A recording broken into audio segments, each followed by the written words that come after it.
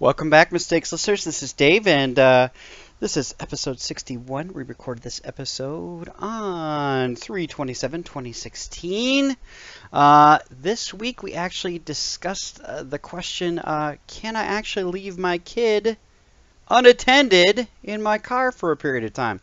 I guess you'll have to listen in and find out what we came up with, if anything.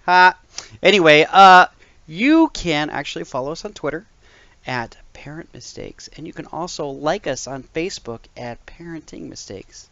And as always, sit back and enjoy the show.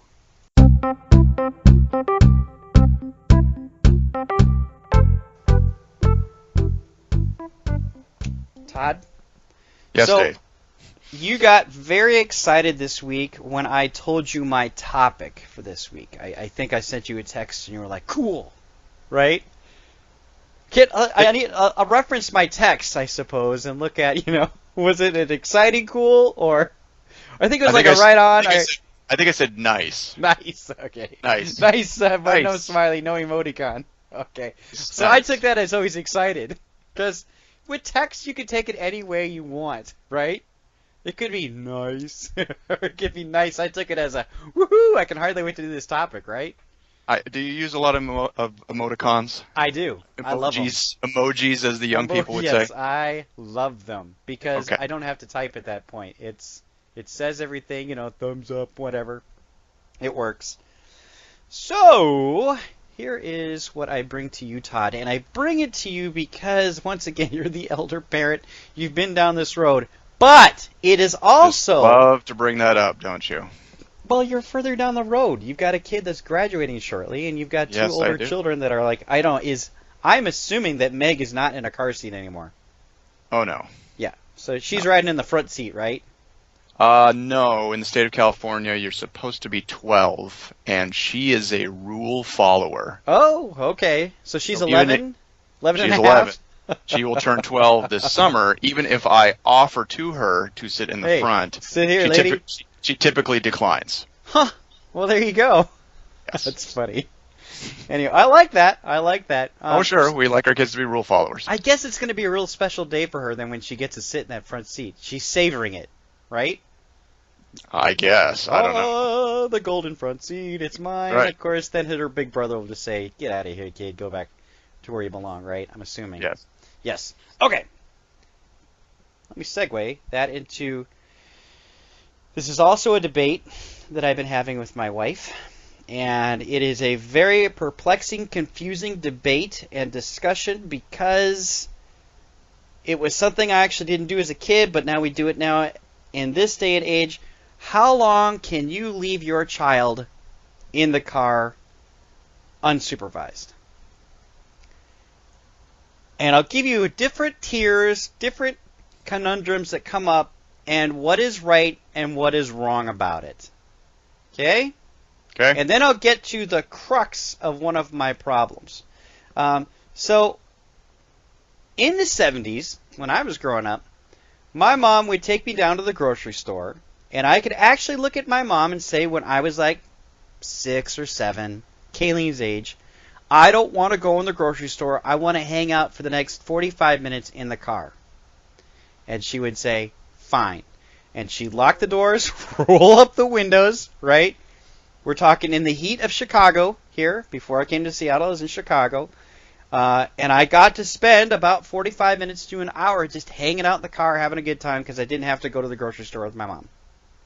And it was totally and utterly fine, right? And in my mom's world, it was okay too. She didn't have the hassle of having a kid with her going, I want a Matchbox car, or I want a Snickers bar, or whatever. I was completely content in the car. Correct. Now, you will agree with me that in this day and age... Oh, by the way, did that ever happen to you? Were you allowed to do that? Or was my mom just an oddball?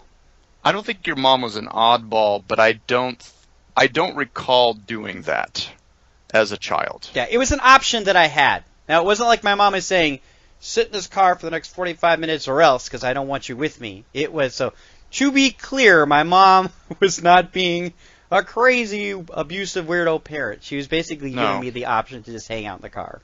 Yeah, it's one of those strange things. I mean, we could we could say this about a lot of parenting things, is that I really have no memory either way. Okay.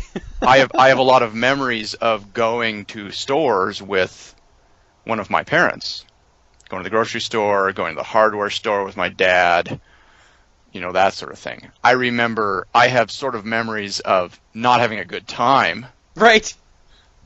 As you're going up and down aisles, but I don't recall. And you and I grew up in, well, you said you're in Chicago, but you and I grew up in similar neighborhoods in the Pacific Northwest that were both neighborhoods were white bread, pretty safe suburban neighborhoods. Right? Yeah, pretty safe. The type of neighborhoods that you and I would be out playing in the neighborhood somewhere during the summer. But I would even say to and, this day, quote unquote, even in the safe neighborhoods, it's not something that you would ever do. And more or less, it would be frowned upon. Yes. Okay. Not typically today. So now, I've got a lot of the similar problems that my mom had, which is I've got two little girls that go nuts when I go shopping. Wherever I go, they're on my case, right? They're always with me. They're underfoot. I can never execute fast. And there are lots of circumstances in which I would love to go to the, say, post office, walk into the post office, drop a couple of letters off, without having to get all of my kids out of the car just to drop those letters off. Make sense? Yes, it does make sense. Okay. This is where it gets weird. All right? So I think we're all in agreement now, and we can get into why we don't leave our kids in the car anymore, because I'd like to get into that too. Sure. But there seems to be different levels. So the one level is you don't leave your kid in there for an hour, 45 minutes, 30 minutes, heck, even 15 minutes. When you go to the post office, in theory, if I can see the car with my kids in it, I can get out of the car with my postage, go into the post office while looking out the window the entire time to see if my kids are still there, drop off my letters, and get back in, as long as I can view that car. Okay? Yes. Now where it gets weird, and I've seen, seems to be a thing with parents, which is, I get to school to drop off Kayleen. All I want to do is drop Kayleen off at her class. Now, Kayleen at this point really likes me to walk her into her classroom, which requires me to park the car for about 5 to 7 minutes out of view and drop my child off. I would love to leave Maddie in the car with, say, something that occupies her, like a stuffed animal or a toy. Leave her there for 7 minutes so that I can drop my other daughter off without having to drag the entire circus into the school just to kiss my daughter goodbye and come back out and grab Maddie. My wife, I've done this twice, and my wife has told me that this is a huge no-no. I'm not trying to throw my wife under the bus. That would be bad. That would be bad. I would never do that. On a podcast. Yeah. That's right. But it is... This is a record. That's right. For all history and eternity. When they dig us up in 500 years, what is this parenting mistakes? I don't know. They were such weird back then. Or they were so weird. Yeah, whatever. I don't know where you sit with this, and why is it this way? Now, I'll throw the ball in your court. You've been through this. You understand what I'm going through. I do. What do you want to hear? I'm looking to you to try to figure out, well, in your opinion, why is this occurring? Why can't we leave children in the car like we used to? Why do I always have to be, say, in viewable distance of them if I do leave them in the car unattended? There's a couple other scenarios here, too. Here's one that I actually do think is pretty logical and makes sense. I've gotten in my car. I start the car. The kids are in my car. We're in the garage. Oops, I forgot somebody's lunch. Oops, I forgot my jacket. At that point, I actually exit the car, turn off the car so that there's not exhaust burning or whatever. Right. Go inside the house, grab that item, come out. They're out of visual range, but I do turn off my car because, hey, if I knock my head out or something, I don't want anything weird or strange happening to them.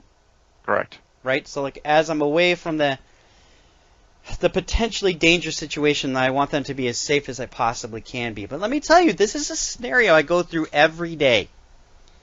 And if I could actually just drop off Kayleen,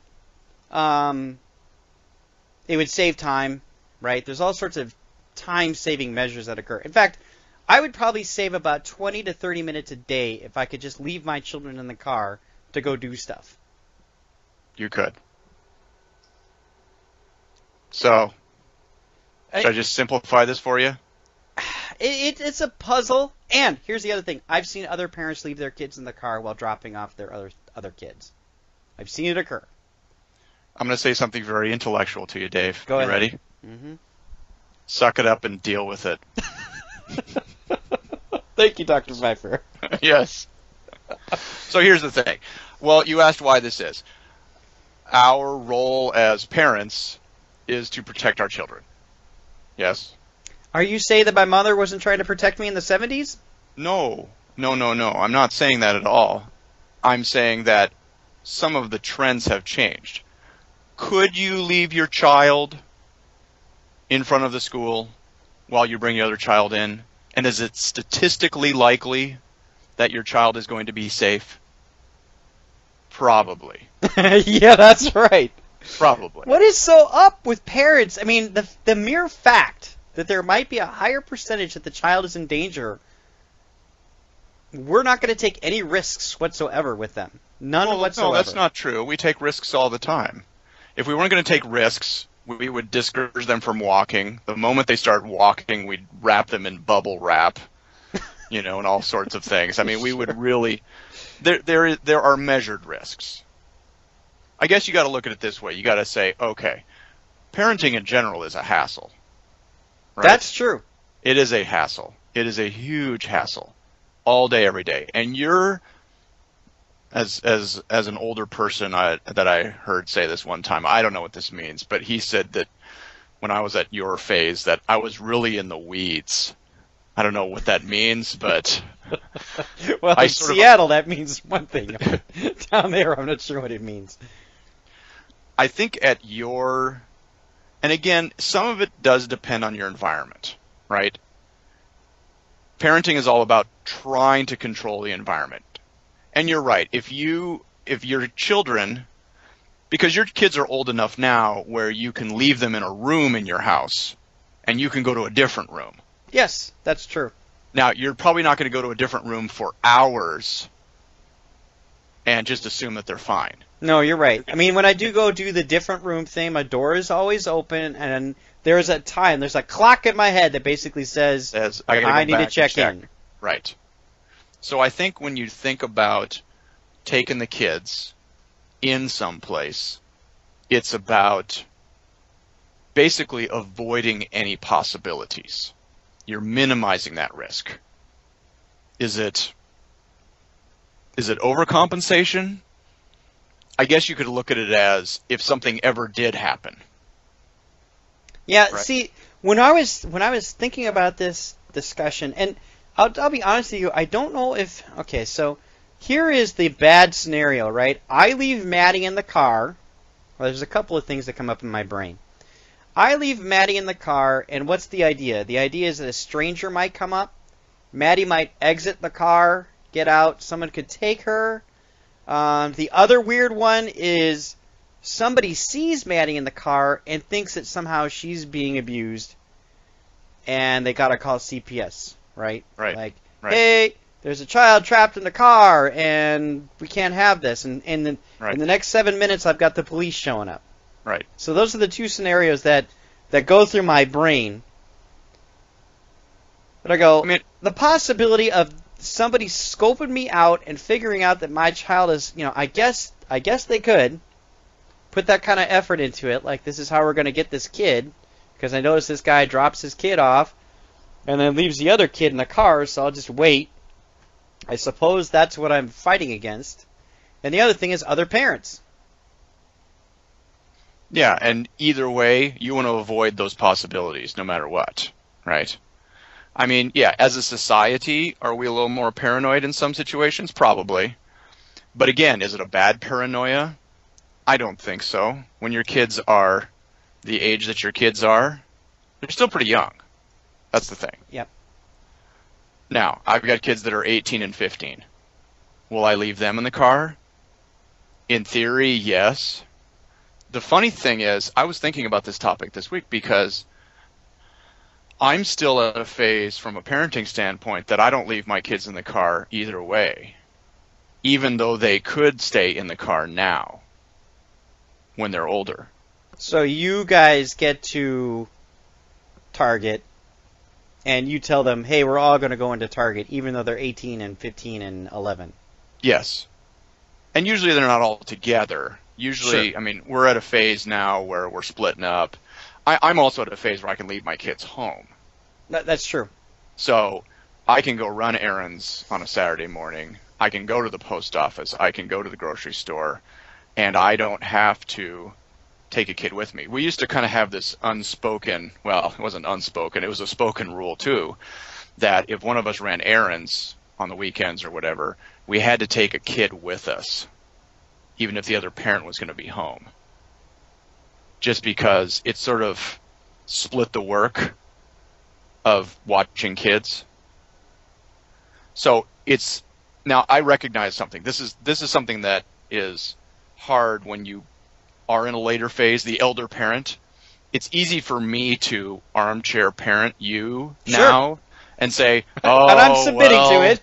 Just take the kid in. Because I do remember you're in a huge maintenance phase of parenting right now. Absolutely. And if I could cut a few more minutes here and there, I could actually probably do, quote unquote, more parenting. Right. So, I mean, I'll give you a scenario from this morning. So this morning, well, first of all, my oldest daughter is gone. She left on a short-term mission trip today, so she's going to be gone for 10 days. My son is sleeping, probably still. By the way, we're recording this at 11 o'clock in the morning. I think he's still in bed. He's a 15-year-old boy. Mm-hmm. So I took my youngest, who's 11, and we went and ran errands. We're planting a vegetable garden today. So while I probably could leave her in the car to a certain extent, I now want her to be part of this process of running errands and understanding what you have to do to accomplish life and paying for things and selecting things. Are there times that they're bored and they're like, let's go? Or as you described, if we go into a store, they're like, oh, can I get one of these? Oh, can I get one of these? And you have to battle that a little bit. Well, the other thing that you probably don't remember is I've got racers and I've got slow-bees. I got people that want to climb a tree. Yep. I got people that see a flower and want to pick it.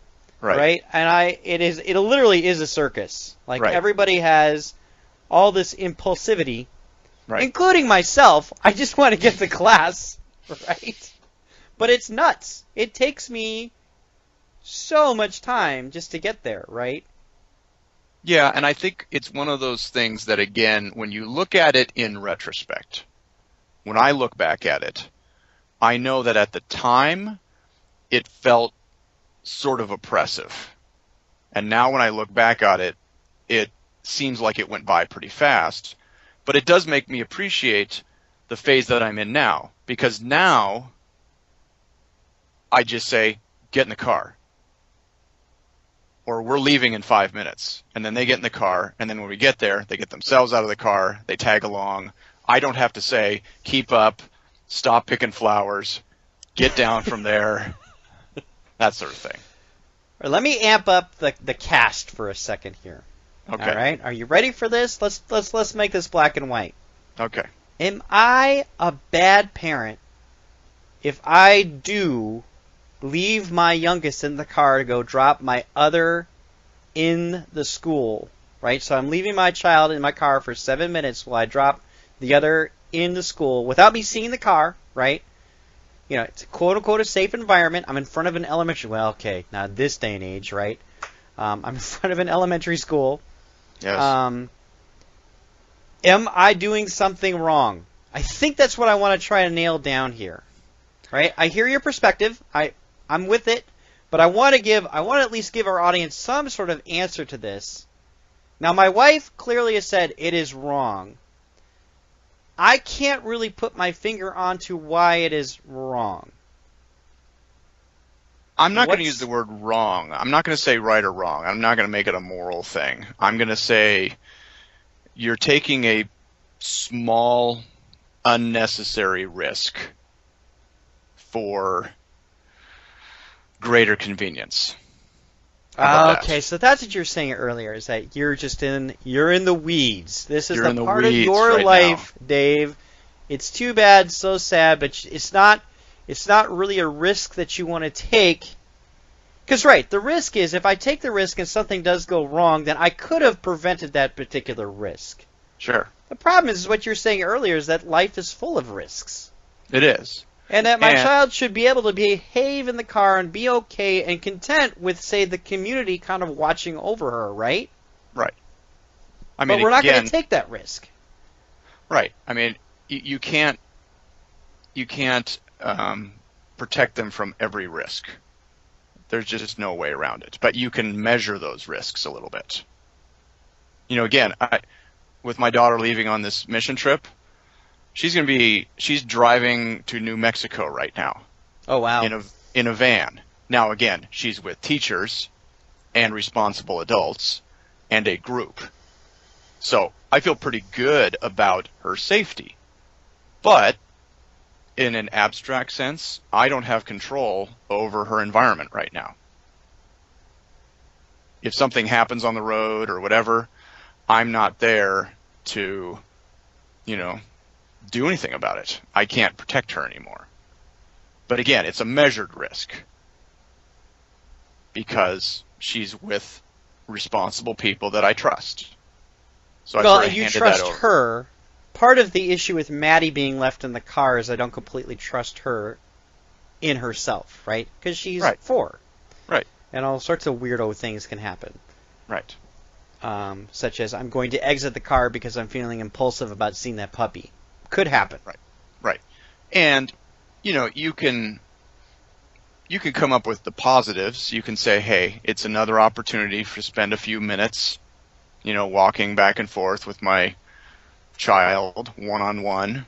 It's sort of a slow, subtle way to introduce her to school so that she gets used to this environment. She sees the kids around. She sees the teachers.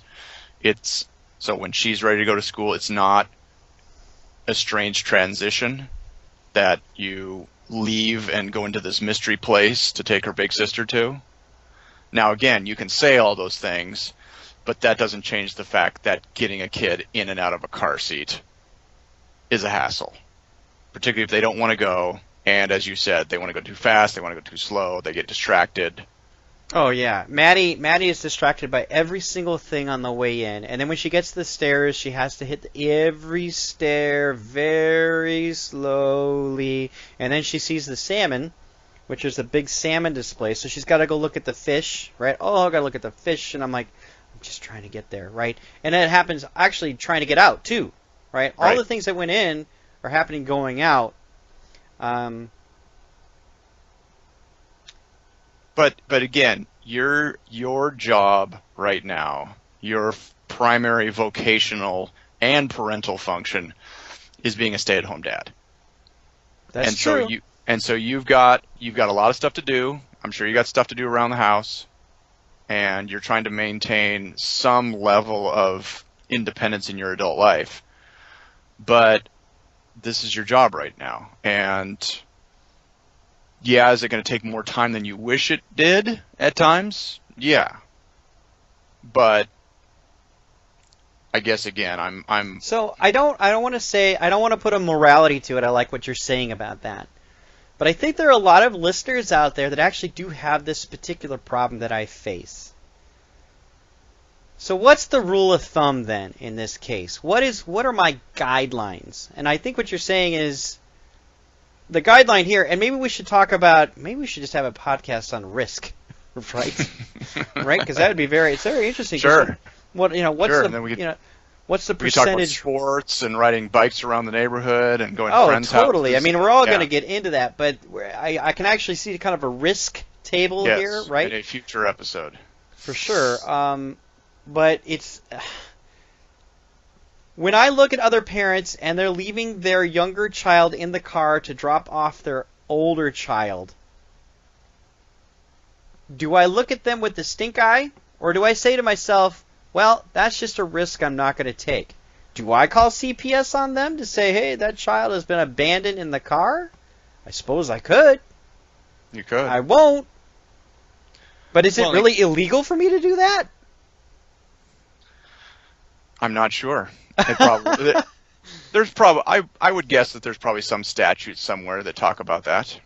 I mean, I would guess that the statutes would talk about child endangerment in a broad way. It's not going to say, the law is not going to say, if you leave your child for more than 12 minutes and the temperature is higher than 82 degrees, you're going to jail. There's something out there like that. I'm sure. Well, I think that that's probably a judgment call based on law enforcement and child protective services. Sure. Because again, to your point, if it's a pleasant day, they're not at risk from a health standpoint, but they're still at risk from a proximity standpoint, then you could still get in trouble.